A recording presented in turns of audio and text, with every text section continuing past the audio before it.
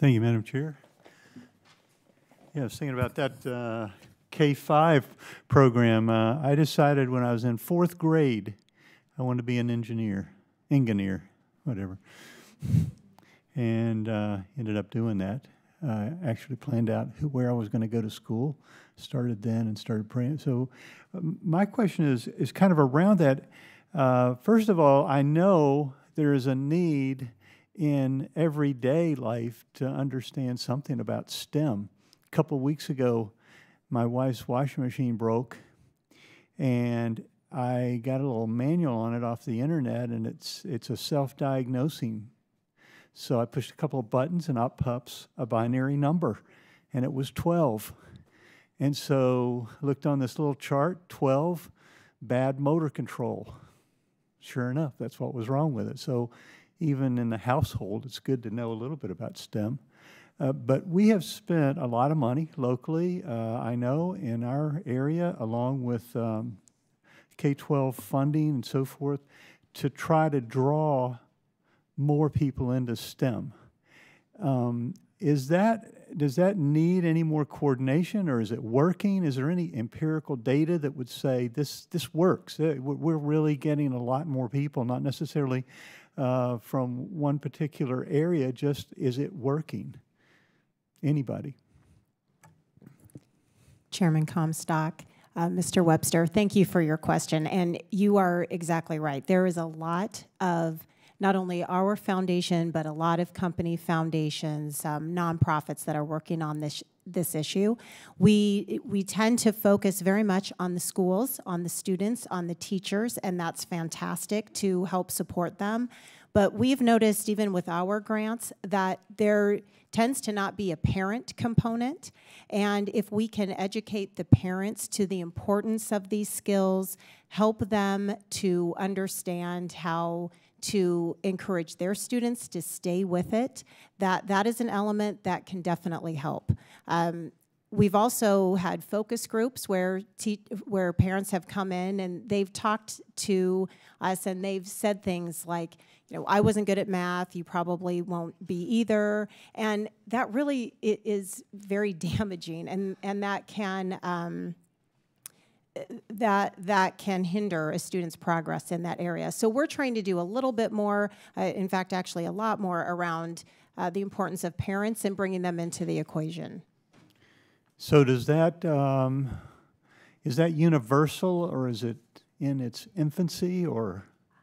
I would say with our programs and even the grant requests that come across our desk for us to fund, that element seems to be missing. So we're trying to encourage a little bit more of that. I'm sure there's lots of other areas that we could certainly be focusing on, but that's something that we find missing quite a bit.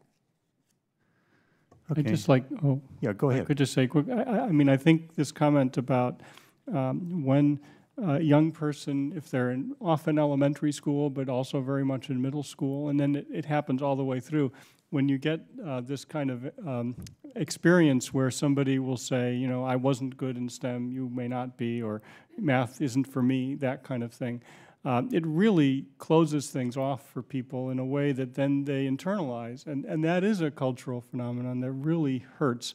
And so I think, to your point, that inside the home matters enormously, but also inside the schools, giving experiences where people can actually have something that they touch outside of just a test that's going to be graded, but something where they can actually have a success, has an enormous effect on people.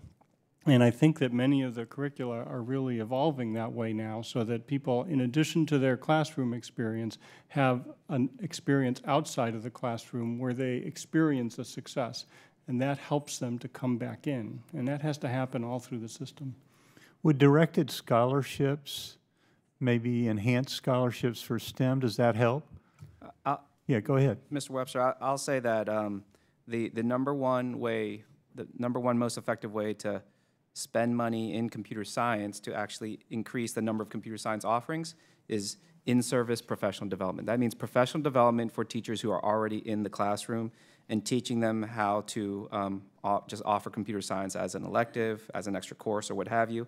And it's already proven. AP Computer Science Principles, which Ms. Johnson mentioned, is the largest AP launch of any computer science course, of any AP course ever. And so that was driven by in-service professional development for teachers. Awesome. Can I just add one Well, thing? I'm out of time, Chair. Oh, if you, I'd like Mr. to- Brown, if you'd like to. So two things I would add to that. I would definitely concur that the high-quality teacher component that's the data shows that high-quality teachers and high-quality experiences are the biggest impact on students.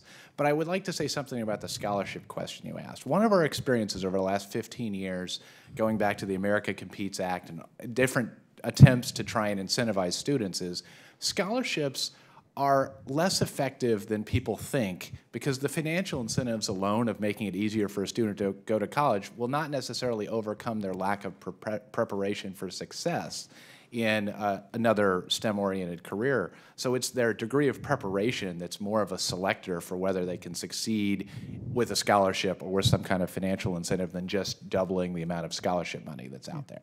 Okay, thank you. Thank you. Thank you. And I think you're